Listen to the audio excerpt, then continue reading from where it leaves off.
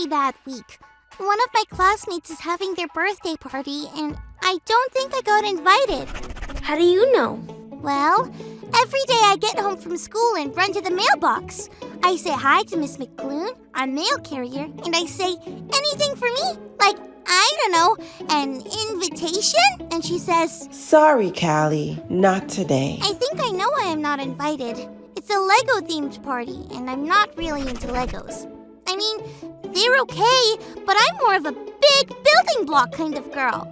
With Legos, you can build cool, small things, but I like my creations to be life-sized. I like to build castles, forts, and space stations. Still working on the space station.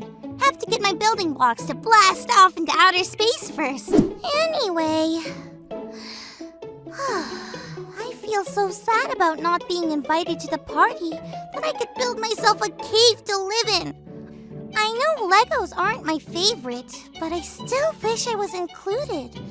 Being included means being a part of something. If there's one thing I love being a part of, it's parties. Any kind of party. Have you ever felt like you just weren't a part of something that you wish you could be? It can feel pretty lonely and make you sad.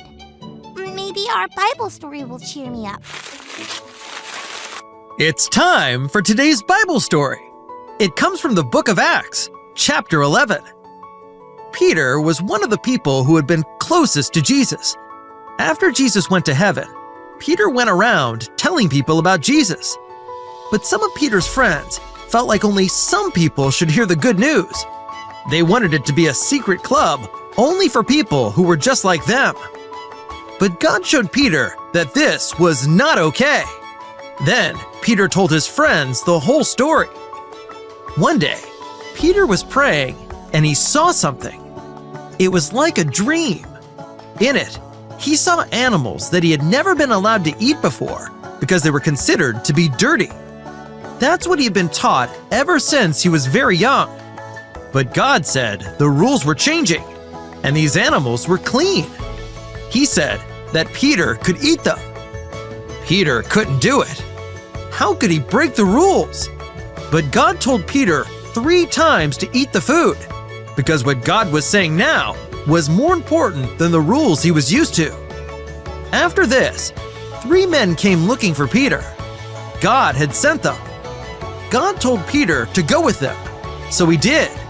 The 3 men took Peter to the house of someone named Cornelius.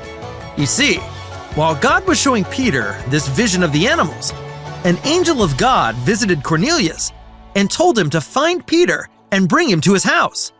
Cornelius and his family were the kind of people who Peter's friends didn't want in their club. But when Peter heard what Cornelius said, he understood what God was trying to tell him.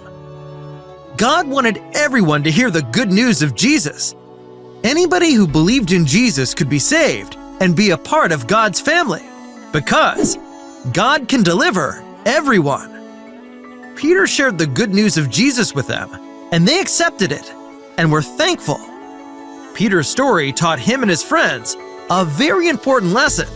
The lesson was, God can deliver everyone.